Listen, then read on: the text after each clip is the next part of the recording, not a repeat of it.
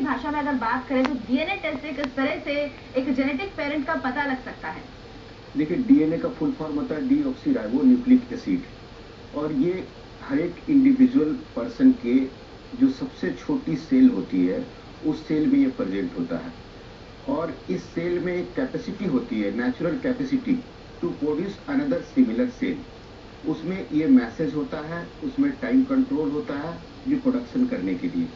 तो जब एक माँ बाप से बच्चे में वो सेल आता है और उस सेल ग्रोन अप सेल से हम डीएनए निकालते हैं और माँ बाप के सेल से अगर हम मिलाते हैं तो एक स्पेसिफिक पैटर्न देता है जिसकी लीगल वैल्यू है, इंटरनेशनल लीगल वैल्यू है, और उससे फिक्स्ड अप पैटर्निटी हम लोग करते हैं। इस केस में जो मैं देख रहा हूँ कि आइडेंटिटी डिस्प्यूट है।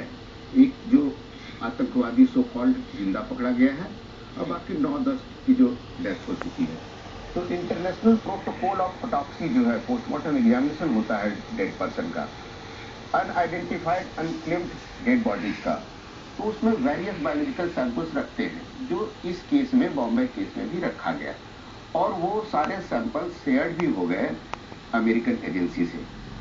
इस केस में अमेरिकन एजेंसी जो from the very beginning interfere किया है, सबसे फायदा ये है इसके लिए पूरे इंटरनेशनल सिनेरियो में कि इंडिया या पाकिस्तान या दो नेबरिंग कंट्री जो हैं जो एक लिटिल बिट डिस्प्यूट में है कि something said by India, some evidences given by India which is not accepted by Pakistan in toto. तो जो थर्ड एजेंसी है वो अगर इंटरफेयर करती है इन्वेस्टिगेशन में, जो बड़ा ही सिंपल इन्वेस्टिगेशन है, फिक्सअप करने की आइडेंटिटी कसाब की और अदर जो डेड टेररिस्ट हैं, तो इस केस में जो इंटरनेशनल सिनेरियो है, क्या हम लोग सैंपल लेते हैं, सिंपल ब्लड सैंपल हम लेते हैं जिंदे इंडिविजुअल्स का। जी। इस जो ब्लड सैंपल अमेरिकन एजेंसी ले चुका है हमारे यहाँ से, इंडिया से, अब वो जो एलएच या पिन पॉइंट जो अभी तक का इन्वेस्टिगेशन से जो हुआ है उससे वो एजेंसी कन्विंस है। तो अगर वो पाकिस्तान गया है तो इस केस में एक चीज मैं लीगल लैकुना बताता हूँ कि कोई पर्सन है जो एक्यूज्ड नहीं है, जैसे उसके माँ बाप है, तो उनके बिना कंसेंट के आप सैंपल्स नहीं ले सकते। यानी सबसे बड़ी दुविधा ये है कि जब तक उनका कंसेंट ना हो तब तक सैंपल नहीं लिया जा सकता। शायद यही परेशानी इसी पर एफबीआई के सामने भी आ रही है। यही मैं कहना चाहता हूँ कि एक ये इंटरनेशनल घटना है, एक ये ऐतिहासिक घटना है, और पाकिस्तान ये कह रहा है ऑन रिकॉर्ड इन मीडिया कि हम कॉपरेट करने के लिए तैयार हैं।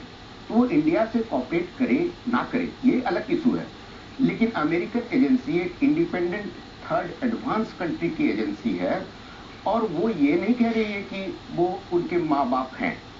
तो इसमें एक पाकिस्तानी गवर्नमेंट की एक्टिव स्ट्रॉन्ग कॉपरेशन बनती है कि they should pursue their parents, एलिज्ड parents हैं या नहीं है। बिल्कुल, यानी ये जांच के बाद ही साफ होगा और कहीं ना कहीं पाकिस्तान की भी जिम्मेदारी बनती है कि वो अपने नागरिकों का, हालांकि उनकी कंसर्न बहुत जरूरी है, लेकिन उनका ब्लड सैंपल उपलब्ध कराए ताकि ये जांच की जा सके। डॉक्टर गुप्ता हमारे साथ बने हुए हैं। अमेरिका कसाब का सच चाहता है, उसे कसाब के खून की असलियत जाननी है। कसाब के खून की हकीकत जानने के लिए ही एफबीआई की टीम पाकिस्तान में पहुंची हुई है। उसने एक एक कर पाकिस्तान के झूठ को पकड़ना शुरू कर दिया है। अब पाकिस्तान को पकड़ेगा अमेरिका।